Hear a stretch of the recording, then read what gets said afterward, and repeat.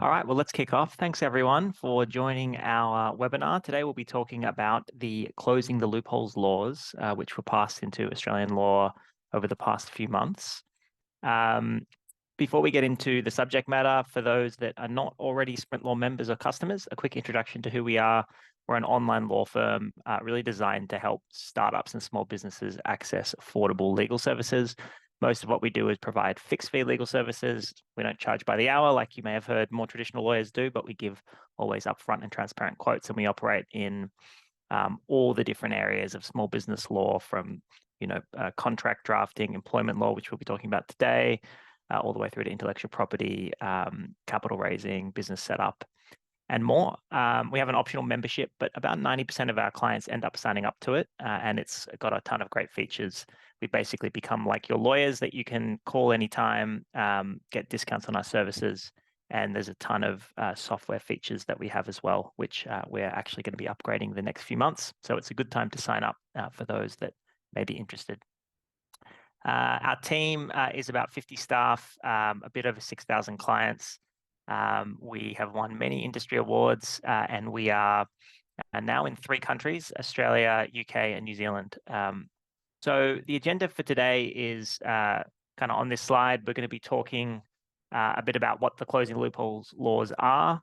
Now, you may or may not be aware, but the Closing Loopholes laws were actually passed in 2 acts, Part 1 and Part 2, which have kind of different sets of changes. So we'll go through each of them. We're going to spend a bit more time on Part 2 because it had more relevant changes for small businesses, but we will quickly cover Part 1. And specifically, we'll be diving into changes for casual employment, how that works, the right to disconnect, which was covered a lot in the news, what that is, what that means, changes for your engagement with contractors, and then a bit of a summary of some tips to stay compliant. Now, as I'm going through, we've got a Q&A feature in Zoom. Do feel free to drop questions along the way. I often find it's best to answer questions while we're on the topic, so don't be afraid to drop any questions you might have in, and I'll do my best to answer them. So, closing the loopholes, what is it? Well, in Australia, we have something called the Fair Work Act. It's the main piece of legislation that we have that defines the relationship between employers and employees.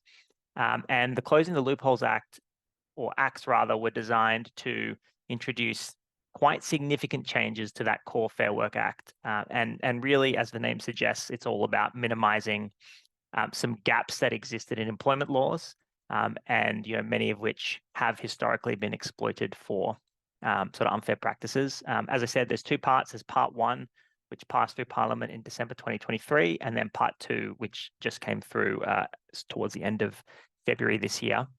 And a lot of the provisions are not yet enforced. They're not yet sort of active. That will happen throughout this year and in some cases next year. But once implemented, the changes are really going to have quite a big impact on all Australian employers and employees. And, in the last sort of decade, I'd say this is one of the most significant changes to employment laws. So this is a good webinar to choose to attend because it's definitely something that you should be sort of across. Just a quick summary of Part 1. I mentioned this, we're not going to spend as much time on Part 1 because a lot of the detail that's relevant for small businesses is in Part 2. But on this slide, we've got a bit of a summary of the key changes from Part 1. First of all, we've got the criminalization of wage theft. And so, there have been these practices. Again, you may or may not have heard of these, where businesses are sort of deliberately underpaying employees, paying below minimum wages or below minimum award requirements. Certainly something that there's been a lot of examples of this in particularly the hospitality sector. One of the sort of changes is that there's potential criminal penalties for companies and company directors who engage in intentional wage theft, deliberately underpaying employees. And this is quite a significant change. And really, I think the government's trying to address this problem, which is very prevalent. Some studies were showing that a large percentage of workers are not paid in compliance with the law. people being paid either cash in hand or, under working overtime without getting appropriate overtime rates and things like that. So, it's pretty significant in business always when the law provides criminal penalties to people running or operating businesses. Oftentimes, you set up companies and, you think that, there may be fines and penalties for your business, but it's quite separate from your personal life. But this is one of those examples where it can really have some serious consequences. So it's very important that, small businesses in particular are across the laws around wages, overtime, and are not engaging in these sort of underpayment practices. So that's one kind of big change. A second change is an amendment to small business redundancy exemption. This is really a kind of anomaly or loophole that exists in the law that was closed.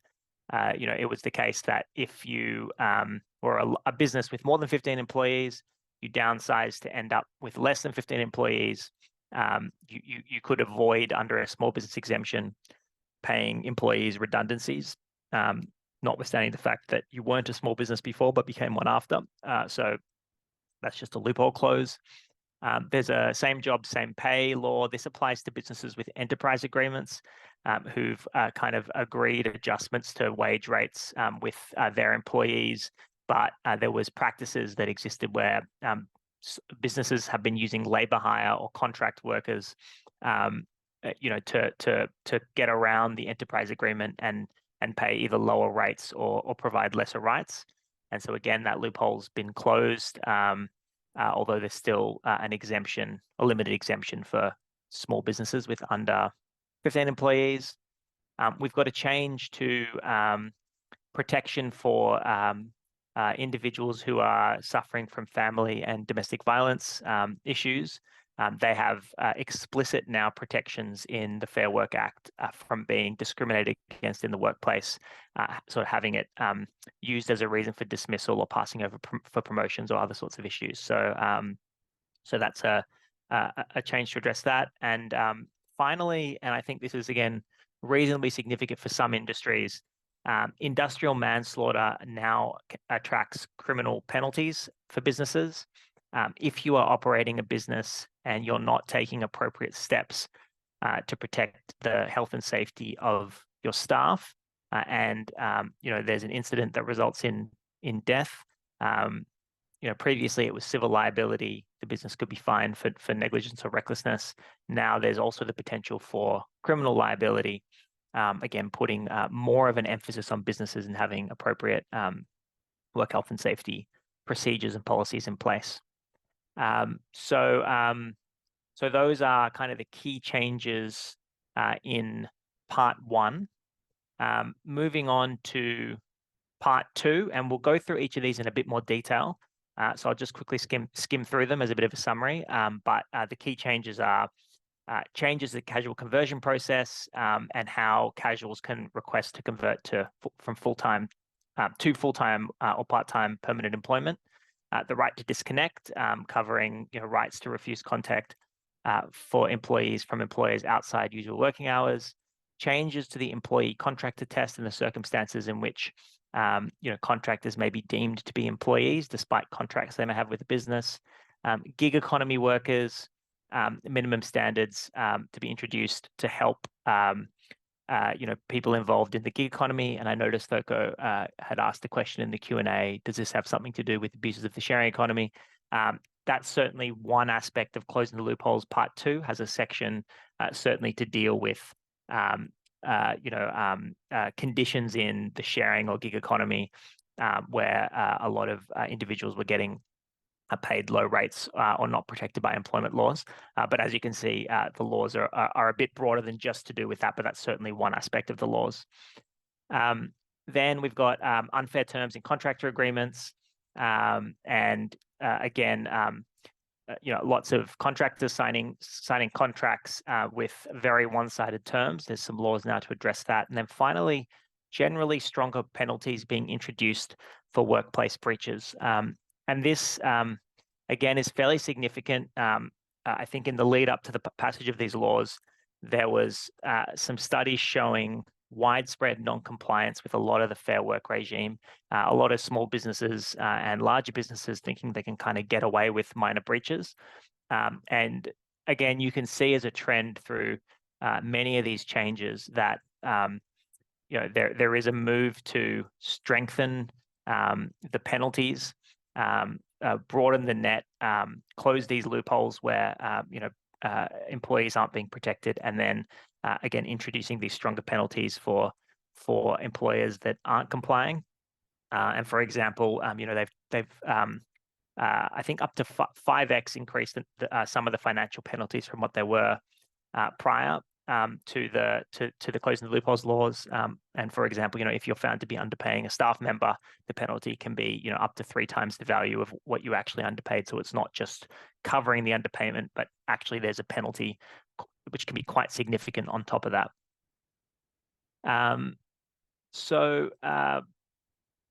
Let's go through each of these changes in a bit more detail. We'll just start with the casual changes. And the kind of 3 aspects of it. We've got a new definition of casual employment. We've got changes to the casual conversion process, and then a suite of other sort of smaller changes. So starting just with the definition of casual employment, we now have in the Fair Work Act an explicit definition of what casual employment is, and some changes to sort of how we assess whether that definition's met. So the definition is, work where there's an absence of a firm advance commitment to continuing and indefinite work. But it's not just determined in relation to the commitment made at the time that someone starts working with you, but actually the test now considers how the parties behave after the employment has started, which of course may change. A relationship may begin casual in nature, but may slowly evolve into something, or quickly evolve into something where there starts to be closer to a kind of ongoing commitment. We've got a question from Sapna. This casual definition applies to all businesses, not just small. Yes, that's correct. This is a global definition for all Australian businesses. We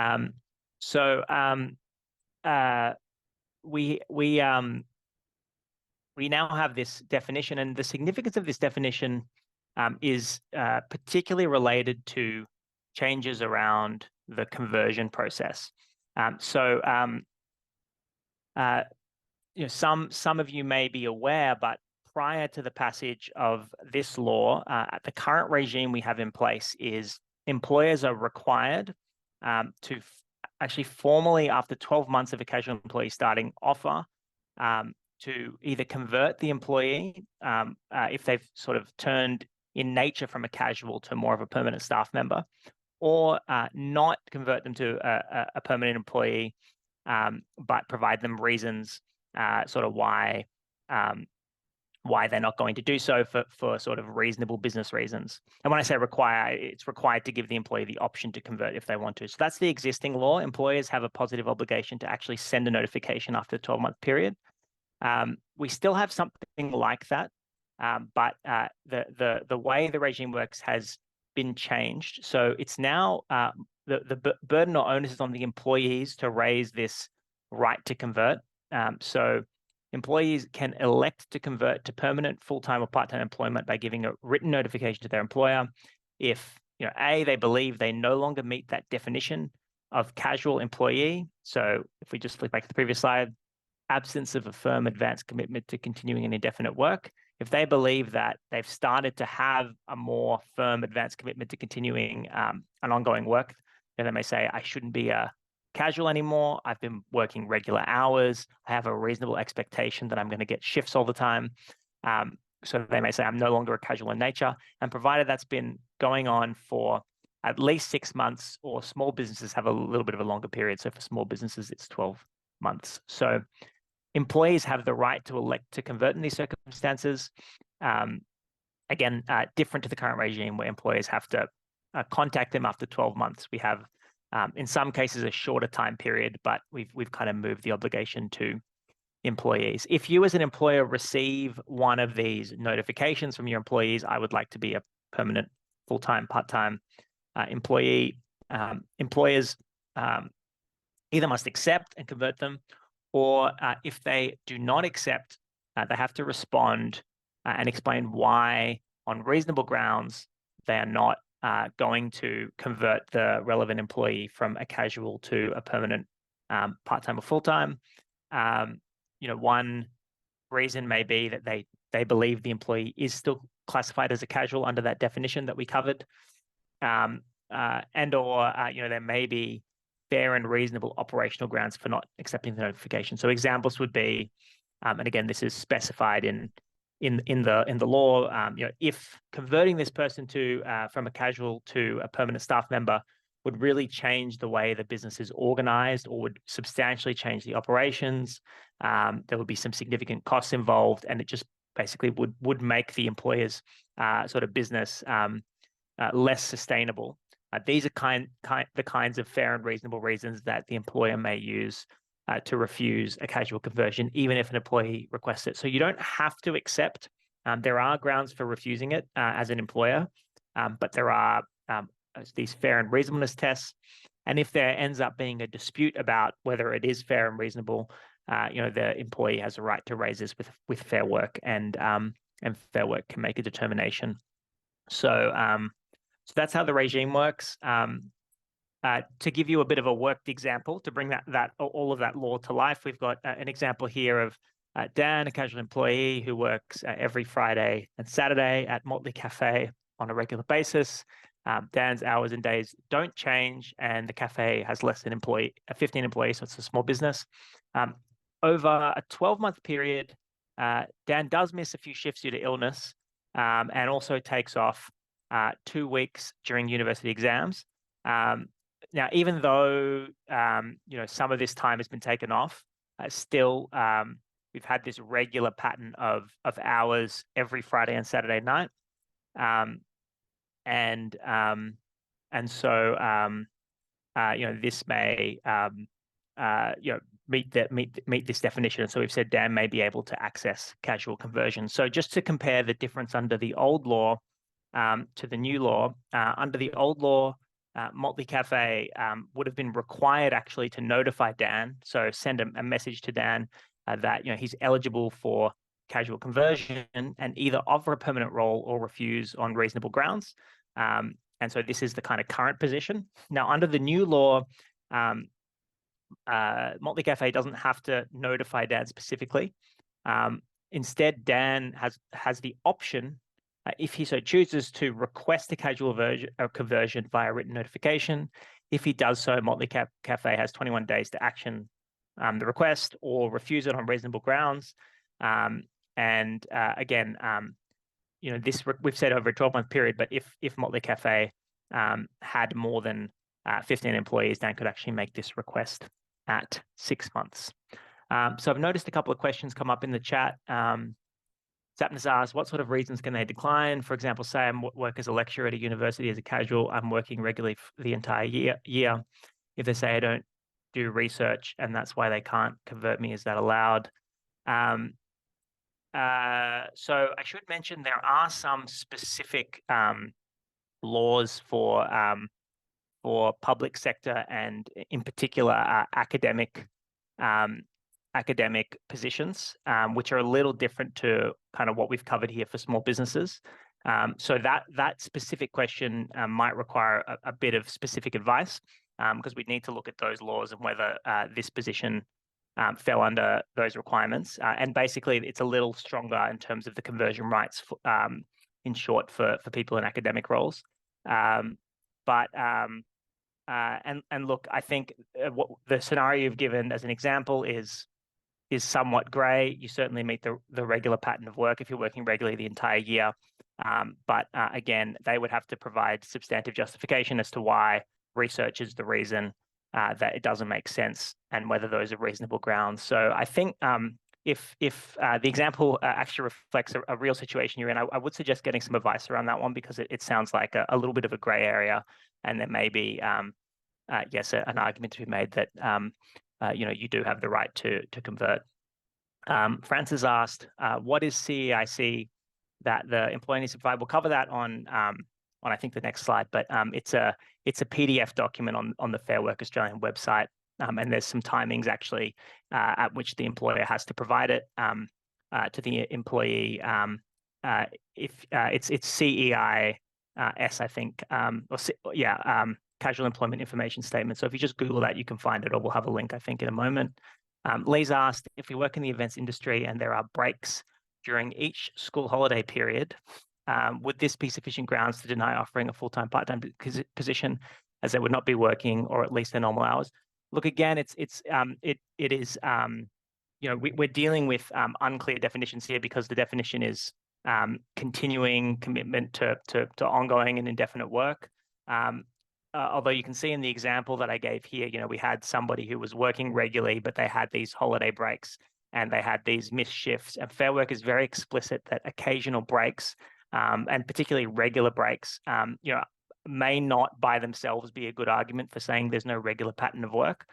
So again, I can't give you a firm answer on that one, but based on what you've provided, I would say that is not that alone may not be sufficient grounds to deny the offer of a position if otherwise there is a regular pattern of work except for those holiday breaks. Of course, if you could show that for operational reasons or other business reasons, having to offer continued employment during school holidays, when there's no work, et cetera, makes the business less viable or non-operational. So you could make a more substantive argument. You may then be able to refuse.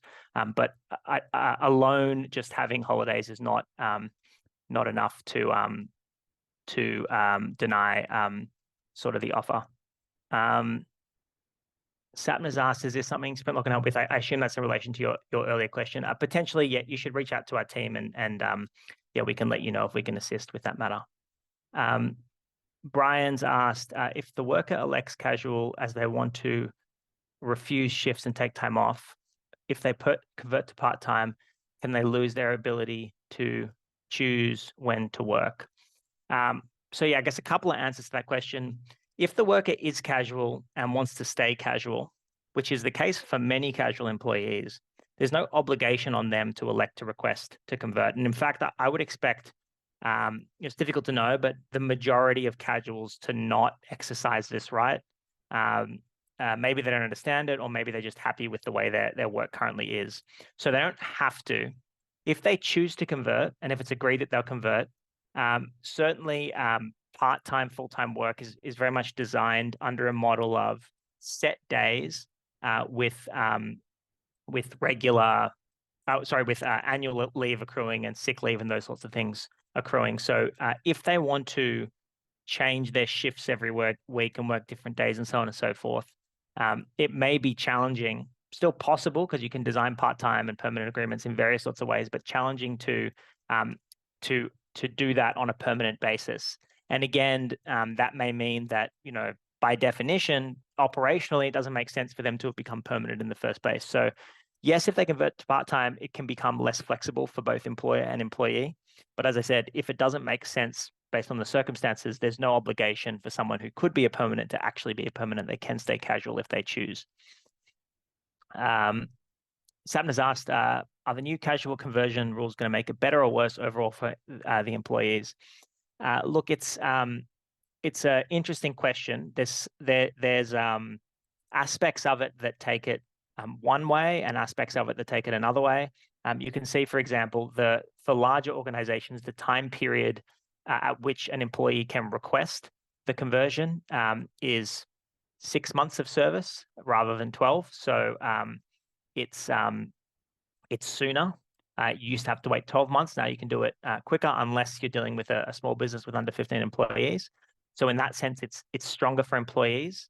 The administration, though, the burden of it sits on the employee now to notify the employer, whereas before employers were required to do the administration of making analysis and setting a notification. So in a sense, you may say that's worse for the employees, better for the employer. Employers don't have to now, and this was a reasonably significant administrative burden on employers, monitor the time periods in which every individual employee started, and then at the end of the time period, issue these specific case-specific analyses. So I'd say less administration for employers, slightly stronger rights for employees. But again, whether it's better or worse will kind of depend on the specific situation. Thogo's asked, if I want to be very flexible and not monitor how many hours are worked or how much leave people take, is the conversion from casual to permanent meaningless?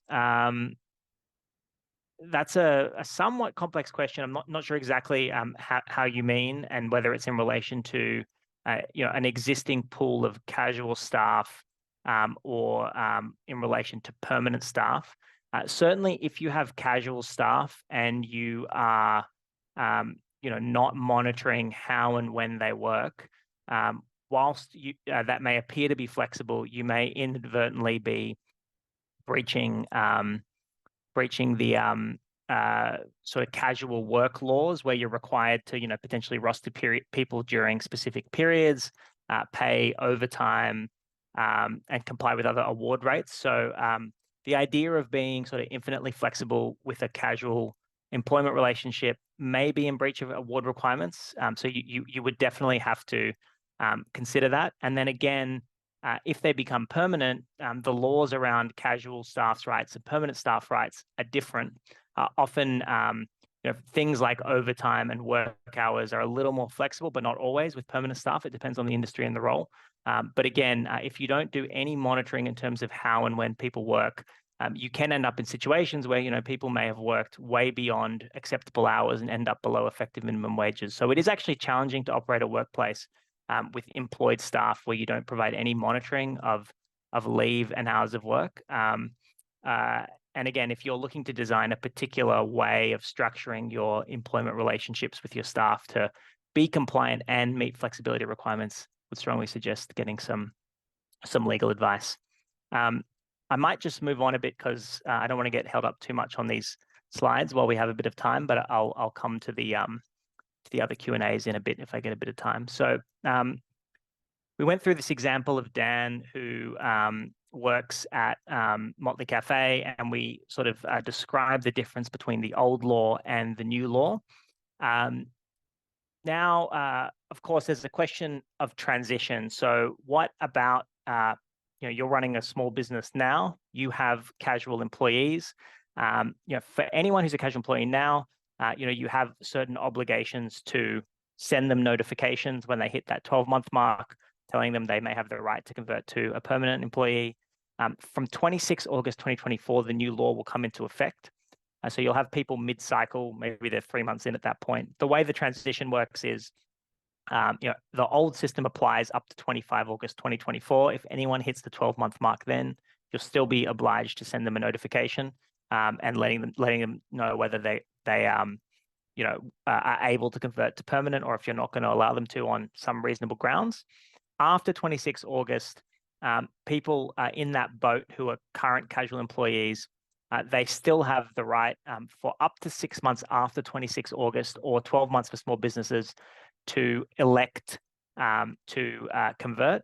And they also have to be given a copy of the casual employment information statement within 3 months of the provision commencing. And we've got a hyperlink to it here, but to the earlier question, this casual employment information statement is, if you just Google it, very, very available on the Fair Work website. It's just a simple PDF document.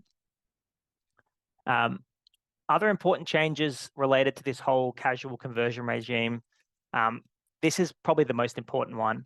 While you're not obliged to notify individual employees that the time has come where they may be able to exercise their right to convert, you do have to give them this information statement, PDF. First of all, you have to give it to them when or very soon after they start, and you have to give it to them again at the 12-month mark. So that's what's required for compliance. So it's not enough to just, like right now under the law, you just give it to them when they begin. It's not enough to just do that. And so for those of you with casuals, make sure you're setting a reminder at the 12-month mark to reissue this casual employment information statement. And this effectively will remind them of their rights. And I think the idea under the law is, they will then be reminded that if they want to, they have the right to convert. It's slightly different for non-small businesses. Non-small businesses have to do it when they start and again on their 6-month anniversary, and then every 12 months sort of thereafter. Another couple of smaller changes. There was a bit of disclarity before as to whether you could have casuals who are on fixed-term contracts. It was confirmed on the new laws that you can, except for academic teaching staff. And finally, they've introduced offences for employers that make false statements to permanent employees, persuading them to be casual, or dismissing permanent employees to become a casual. And in fact, just around this regime generally. So again, this regime is not the most straightforward of regimes. And if you get questions about it, stick to what the information statement says, or if you're getting more complex questions, definitely get a little bit of legal advice, because again, if you say the wrong thing about how this works, you can potentially be found to have committed an offence under the Fair Work Act. So definitely something for businesses to be aware of. We'll just move on now to the right to disconnect. So the right to disconnect got a lot of media attention when it came out, and I think was a little controversial, and some earlier versions of the legislation had some, I think, unintended consequences, many of which were cleaned up when the Act finally was passed in February. So we'll just cover what is this right to disconnect, how does it work, and how are disputes handled under the law. So the right to disconnect is a new right which has been introduced under Closing Loopholes 2, which gives employees the right to have no contact with their employer or workplace, including clients or colleagues, outside of their usual working hours without being penalized. This means they have the right to not monitor, read, or respond to contact via phone calls, email, text, etc. Now, I think the crucial point here, and again, there was some misreporting around how this exactly works. Employers are allowed to make contact. You can email your staff at any time.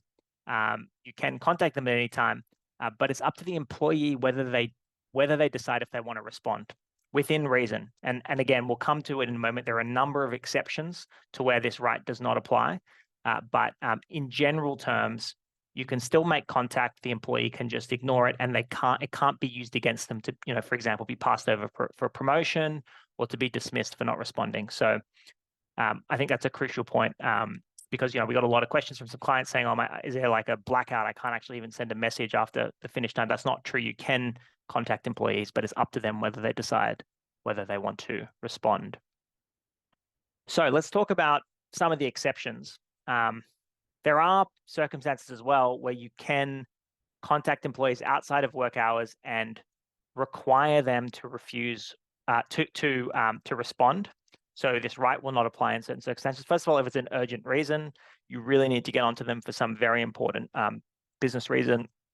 If you can show that urgency mattered, that's a factor. How the contact was made and level of disruption caused. Was it an early evening text 20 minutes after they finished, or did you wake them up at 2 a.m., very outside the usual work hours?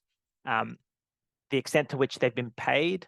Many jobs have the concept of on-call, and they're paid to be available for out of hours. If they're being paid for it, then it's, you would say, obviously the case that it will be considered reasonable to contact them outside of work. And certainly that's, I think, an example given by Fair Work already. So again, for those with on-call roles, this does not necessarily affect your ability to do that, provided there's compensation or clear compensation for staff being on call. What is the employee's role? Are they an executive, a senior executive, in which case part of their responsibility, it would be expected by their compensation to respond versus junior staff. And what personal circumstances do they have that may make it difficult for them to respond outside hours? And all these factors will be considered in relation to a particular communication. Again, we have a somewhat grey reasonableness test, which is, as you would have noticed, a trend throughout employment law and the law generally. So there's no black and white answer, but these are some kind of clear factors that are considered when we're determining whether a contact is reasonable. That's, I guess, how that works. Now, of course, what happens if an employee says, "You're breaching my right to disconnect and I'm not happy with it"? That there's an obligation before it actually goes to Fair Work for the parties to try and resolve the dispute at a workplace level. Some discussions and meetings have to be had. The employee can't just sort of go straight off to Fair Work without raising it with you first. If it's unresolved, either party can make an application to Fair Work for an order. There's going to be some further changes to specific awards to clarify how things like overtime intersect with the right to disconnect over the next few months.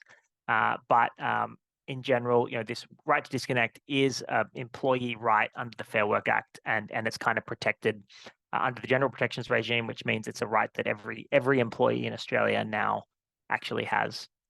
So hopefully that makes sense in terms of how the right to disconnect works. It is a fairly significant change. However, I think it's probably not as disruptive to most businesses' operations as might have been presented in the news, particularly given, again, you can contact employees outside work hours. You just can't use it against them, if you will. And again, there's a number of exemptions to where the right applies. Focus asked the question about this. What if an employee refuses to respond and the task is assigned to another employee who then excels and becomes the favorite based on merit? Is this against the law? Look, it's interesting. I think there would be an argument in that case, again, provided the employee who was sort of prejudiced against could show that the fact that they didn't respond to the task during work hours meant they didn't get the opportunity to demonstrate X, Y, Z, and the other employee who was available did.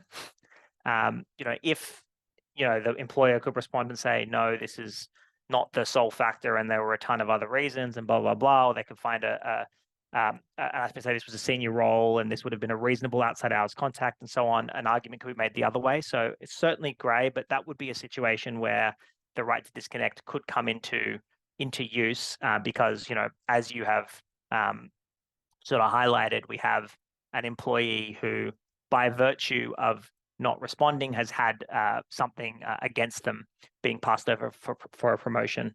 And again, the law is really actually trying to address these scenarios where someone is passed over for a promotion by choosing to disconnect outside work hours. So definitely a scenario to consider. Again, I don't think it'd be black and white, and further circumstances could make it not applicable, but definitely that's in the ballpark of something to look at. So that was a good question. So now let's move into the contractor section. What are the changes to the contractor laws? This is, again, a fairly significant change.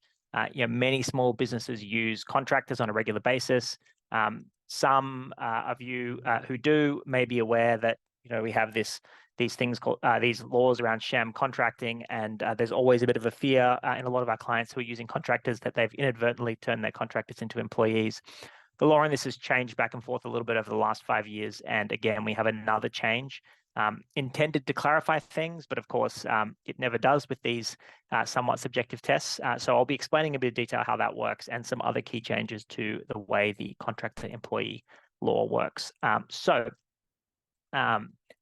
does it work? So there is now, for the first time, an explicit definition of employee and employer in the Fair Work Act. And this will help us work out if someone is an employee and the real substance, practical reality, and true nature of the relationship. So what we're saying here, and definitely what this law is intended to do, is make it very clear isn't called an employee on the document they signed. Even if you made them sign something called a contractor agreement, you made their email signature contractor, if in essence, they're operating like an employee or in an employee-like nature, they will be defined as an employee under the Fair Work Act. So this is actually intended to counteract some recent High Court decisions, which suggested, and these were, I think, in between 2021 and 2023, but basically suggested that if someone signs a contractor agreement, they're a contractor, and we just look at the face of the document. It doesn't matter about the underlying nature of the relationship, which was quite a significant change, and the laws kind of reverted to what was the previous position before those High Court decisions, that we're looking at the real and true nature of the relationship. Doesn't matter what you call them, they may be still deemed to be employees. So again, to be very clear on that, this is something you should be thinking of anytime you're engaging contractors. So similarly to the new casual test that we covered earlier, this test is not only determined at the point that you start working with the contractor, but we also look, did it evolve after the engagement started? And did it go from being a true contractor arrangement to now a true employee arrangement? Now, to make matters more confusing, and this has kind of always been the case, the test for whether someone's an employee or contractor under the Fair Work laws is actually different to the test under the ATO's tax laws and also different to the test for workers' compensation.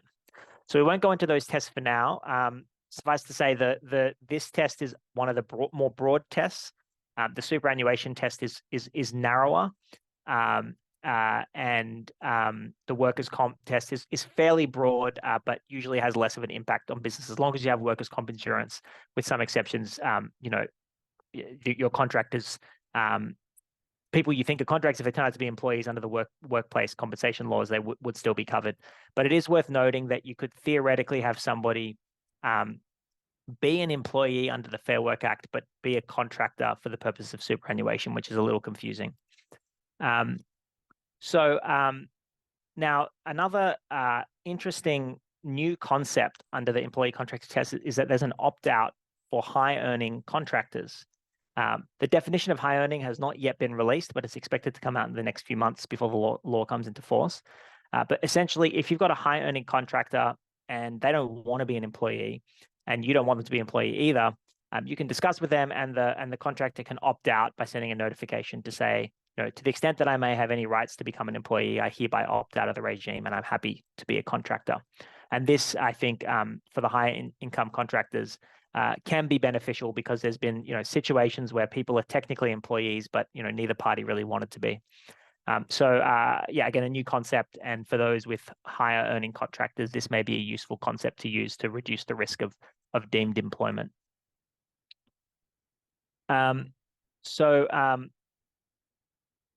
We have as well changes to sham contracting. So sham contracting is a related concept here. So if you have these situations where you're calling people contractors, but really they're employees now under this definition, there can be fines, penalties, the right to pay unpaid benefits, things like leave, in the case of the ATO laws, superannuation, taxation requirements, and so it is important to get it right, or there can be substantial financial cost to the business. In the past, there were defenses from fines to say, I didn't know, I wasn't being reckless, I truly didn't know, and I thought they were truly contractors. Now, the defense has become narrower. It's based on an objective, reasonable belief. Whether or not you actually knew is not relevant. It's more whether you should have known, based on these factors that should have been available to you. So again, it's become even more important to get legal advice on this topic because I didn't know what I was doing. I thought that they were truly a contractor is not gonna fly anymore. We've also got laws around unfair terms and contractor agreements. So independent contractors in any industry below an income threshold. So again, we've got the same concept of the high income earning contractors not really being covered by these laws. The lower income contractors can raise a dispute over unfair terms. So if you're issuing template contractor agreements, which are very favorable to you as the business and unfairly prejudice the contractor, they can actually raise a dispute over this, and there can be penalties for that as well. And finally, on the question I think we had earlier, digital platform contractors. So, for individuals working on platforms like, Uber or Uber Eats, or any of the other kind of food delivery platforms, or any other sharing economy gig worker, these laws have also introduced some standards to protect those independent contractors. Whilst they may not be employees, they may be true contractors, they have been given some employee-like rights, basically to make something like an unfair dismissal claim if they're kicked off the platform. And again, there's, this is intended to address instances of, people on Uber losing their main source of income without any unfair dismissal protections. So again, quite specific to those industries, but a pretty substantial change in the law. Question on this from Thurko: if I host people's content like YouTube does, is that a sham contract between me and content creators? Not necessarily. I mean, I think it would depend on the relationship you have with the content creator. If you had a kind of ongoing employee-like relationship with the content creators, remember the test is looking at the substance and practical reality and true nature of the test, and we're looking at really are they behaving like an employee? Are they again working regular hours? You know, are they working using your tools and equipment and these sorts of things? If you treat them like an employee in the way that the content's generated, potentially but they're under a contract agreement, potentially that could be sham contracting. But if you're just hosting other people's content, but they're true contractors and don't work for you in a regular or consistent way, I don't think there'd be a risk of sham contracting. There may be other legal issues around intellectual property and so on, but yeah, sham contracting is really intended for these scenarios when you have contractors who you begin to treat like an employee in terms of the way you engage with them. You require them to almost be operators if they're part of your business, and use your tools, equipment, represent themselves as a member of your team, and pay them, almost in a wage-based format. These kind of factors will turn someone who looks like a contractor into an employee.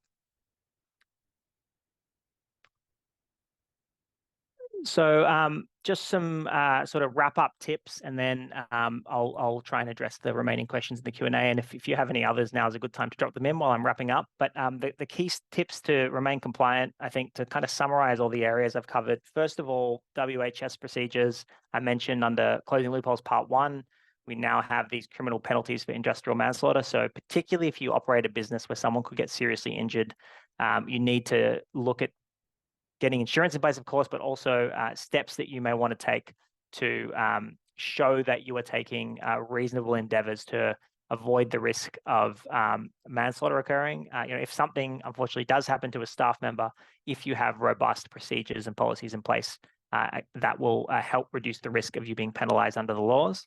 And of course, ideally, you're going to stop something happening at all by having robust workplace health and safety procedures. So something to look into if you haven't set that up already. There are laws around workplace health and safety as well that actually require you to have procedures in place. So really, every business needs to have something.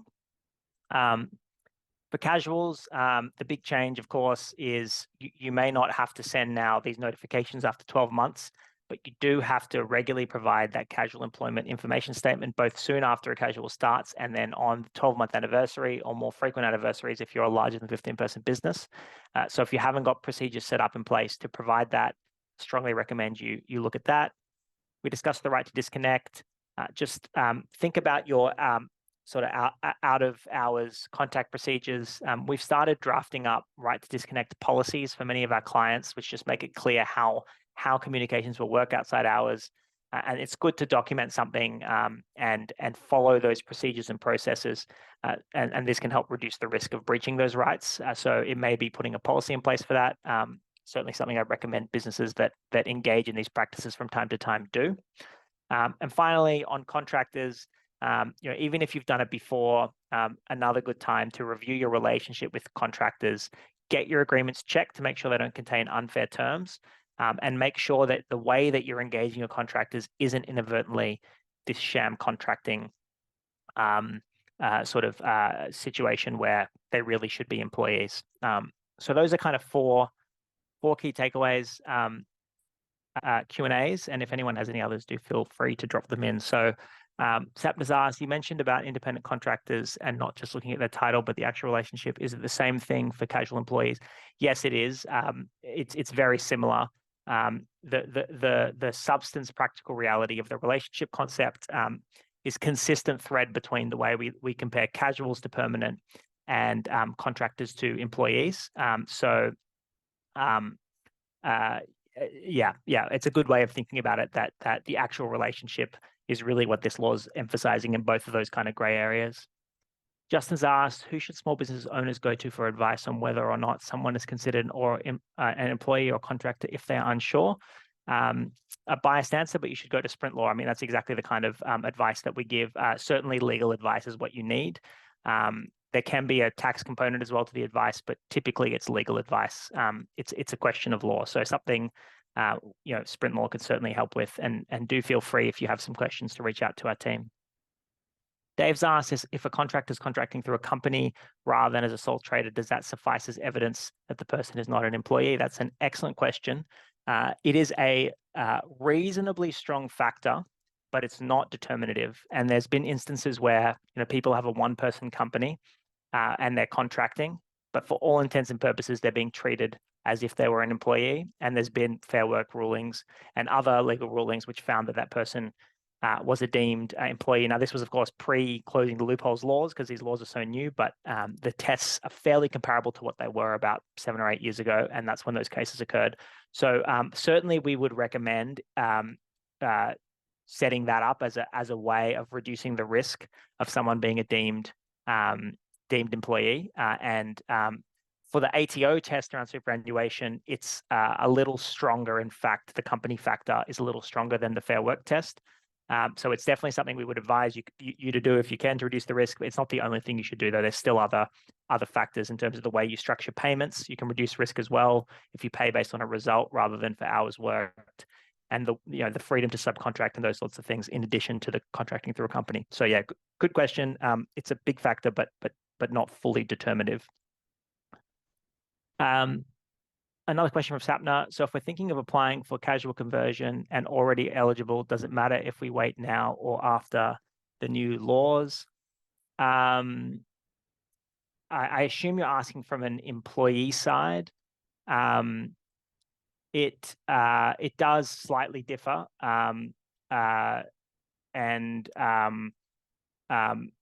the time periods that you have to wait are lesser after the new laws. If you're already past the 12-month mark, the laws are fairly similar now and later, but there are, I guess, differences in wording. So for your case specifically, you would probably need to get some legal advice to work out what factors would you use if you wanted to convert, to make the argument to convert, and are those factors stronger before or after the change? I think it kind of depends on the circumstances. It's reasonably similar, so I don't think it would make a massive difference, but it's not identical, so it is a decision to be made. And Sapna's also asked if there's an EBA and there's no overtime outlined in the EBA, you still get a penalty rate for overtime. That depends on the EBA, so we'd have to review the specific EBA to be able to answer that question. Fantastic. Well, thank you all so much for joining. Hope you found this useful. Again, if you've got questions, do feel free to reach out to the team for a consult. Hope you have enjoyed this. Also, if you have any feedback on the presentation, we'd love to hear it. And we are running these at least monthly now, so there'll be, I think, another one coming up in about a month's time. And next few topics we're covering are things like privacy, business structuring, and so on. Thanks all so much, and I'll see you later.